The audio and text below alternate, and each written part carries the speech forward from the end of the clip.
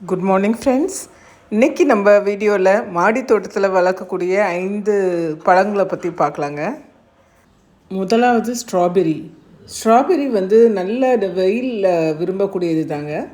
ஸ்ட்ராபெரியை பதியம் மூலியமாக நம்ம வளர்க்கலாம், இல்லை நம்ம நர்சரியில் வாங்கிட்டு வந்து வளர்க்கலாம். விதை மூலியமாகவும் வளர்க்கலாங்க, ஆனால் அது கொஞ்சம் நேரம் ஆகும், நாளாகும். ரெண்டாவதாக செரி டொமேட்டோவை நம்ம மாடி தோட்டத்தில் வளர்க்கலாமா? அதுக்கு சீட்ஸ் இப்போ தாராளமாக கிடைக்கிது, ஆன்லைன்லேயும் கிடைக்கிது, ஆஃப்லைன்லேயும் கிடைக்கிது. நம்ம அந்த சீட்ஸ் வாங்கி இது பண்ணலாம். நம்ம செரி டொமேட்டோ வந்து ரொம்ப கலர்ஃபுல் அண்ட் டேஸ்ட்டாக இருக்குங்க. இது நம்ம டெரஸ் கார்டனுக்கு உகந்தது.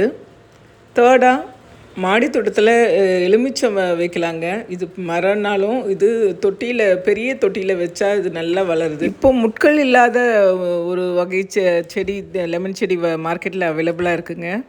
இது வந்து டெரஸ் கார்டனுக்கு எக்ஸலண்ட்டாக இருக்கும். ஏன்னா நம்ம மாடியில் தோட்டத்தில் லெமன் வளர்க்காததுக்கு காரணம் அதோட முட்களுக்கு. நான்காவதாக பப்பாளி செடி வளர்க்கலாங்க. இதுக்கு குட்டை ரகம்னு மார்க்கெட்டில் அவைலபிளாக இருக்குது, அதை வளர்க்கலாம். நார்மல் ரகம் வந்து நம்ம மண்ணில் வளர்ந்தால் ரொம்ப நல்லாயிருக்கும்.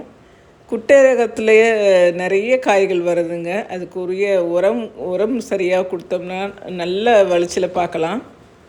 தேங்க்ஸ் ஃபார் வாட்சிங். இந்த வீடியோ பிடிச்சிருந்தால் சப்ஸ்கிரைப் பண்ணுங்கள், லைக் பண்ணுங்கள், ஷேர் பண்ணுங்கள்.